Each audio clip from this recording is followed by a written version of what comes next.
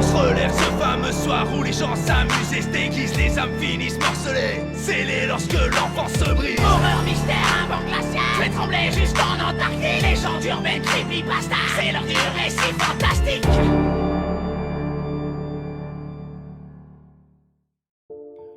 Bon, par où commencer?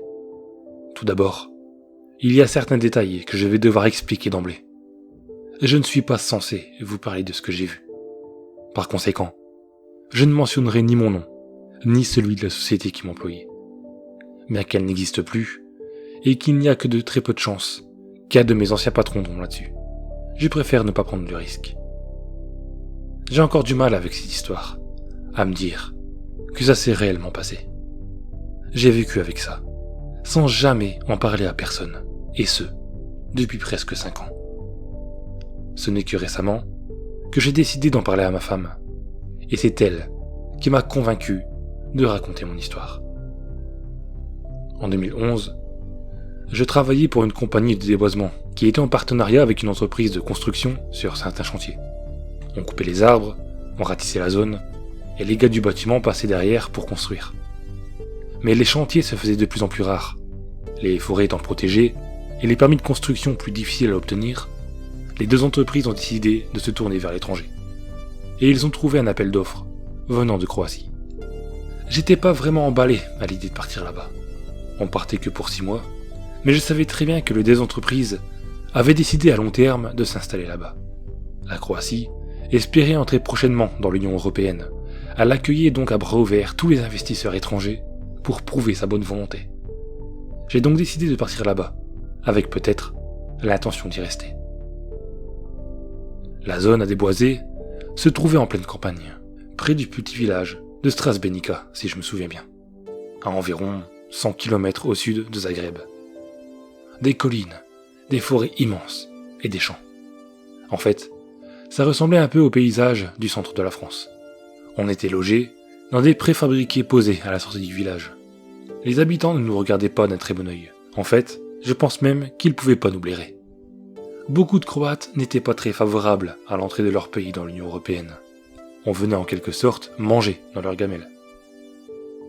On s'est vite mis au boulot. Le chantier était immense.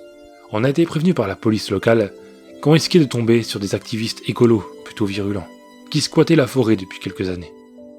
La municipalité avait tenté plusieurs fois de les virer, mais ils étaient toujours revenus. Personnellement, j'étais pas trop à l'aise de savoir qu'un hippie pouvait à tout moment sortir d'un buisson pour me caillasser. Mais on a été plutôt tranquille les 3 premières semaines, et j'ai commencé à remarquer des choses.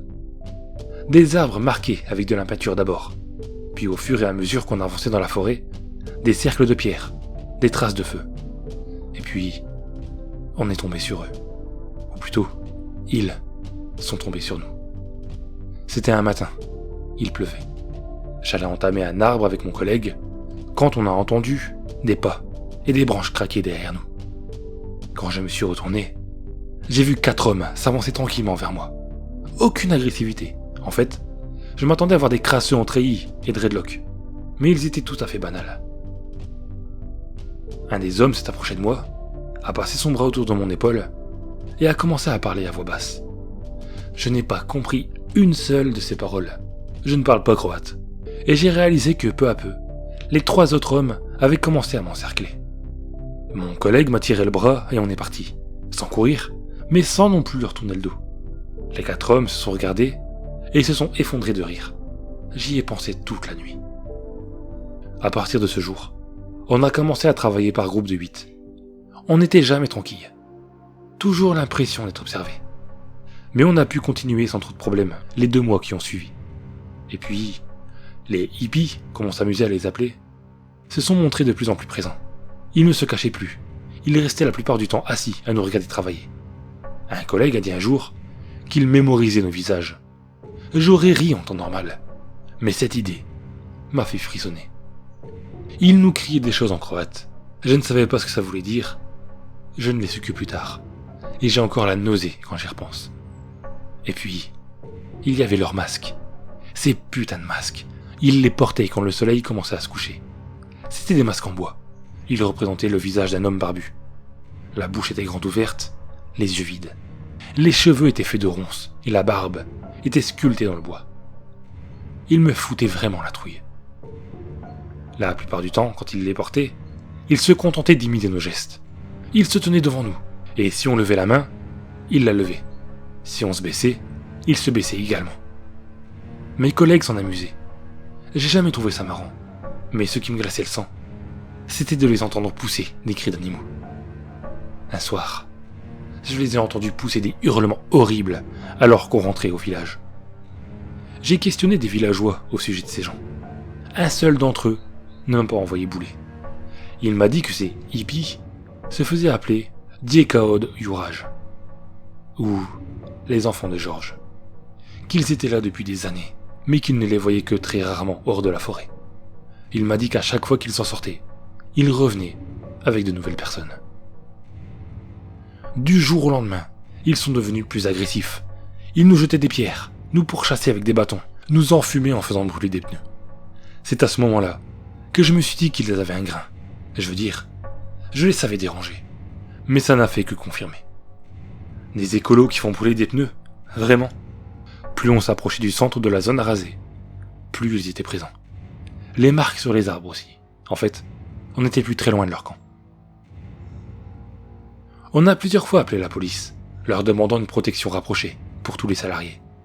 Mais à chaque fois, la même réponse du genre « Vous avez des tronçonneuses, ils ont des bâtons ». On a vite compris qu'il ne faudra attendre aucun soutien de leur part. Alors, on a décidé de se faire justice nous-mêmes. Je me suis juré que si l'un d'entre eux s'approchait de trop près, je le tuerais. Ça peut paraître extrême, mais j'étais, ou même on était, dans un état de stress permanent. Le mauvais temps, la température, leurs assauts répétés, on ne savait jamais quand ils allaient nous tomber dessus. Leurs cris atroces, les masques, vous auriez pensé pareil que moi. Et puis un matin, vers 10h je crois, on est tombé sur leur camp. Il n'y avait personne. Le silence était vraiment lourd. C'était plutôt spartiate. Des bâches tendues un peu partout en guise d'abri, des rondins de bois en guise de chaises et de tables, des bougies par centaines, et une sorte d'estrade en terre, sur laquelle se trouvait un autel en bois.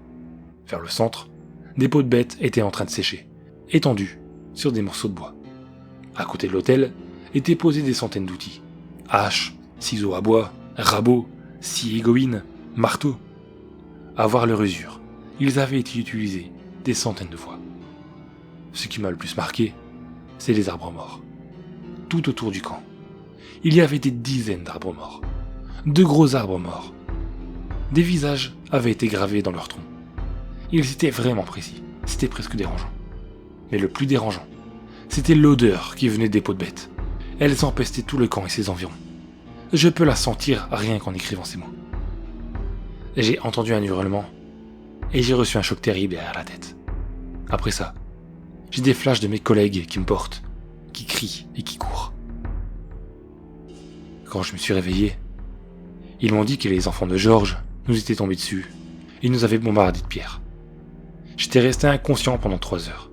On m'a emmené à l'hôpital de Velika Gorica pour vérifier si j'avais pas un traumatisme crânien. Quand je suis sorti, on a appelé notre patron. On lui a dit qu'on ne continuerait pas à travailler si les sauvages n'étaient pas évacués par la police. Et bizarrement, 2 jours après, des cars entiers de la police, qui étaient l'équivalent de nos CRS, ont débarqué. Ils ont quadrillé la forêt et ont évacué un par un les enfants de Georges. Ils ont résisté pendant quelques heures, mais ils ont finalement cédé quand la police a tiré des coups de sommation à balles réelles. Ces gars ne rigolent pas. Nos patrons avaient dû débourser pas mal pour acheter leur détermination.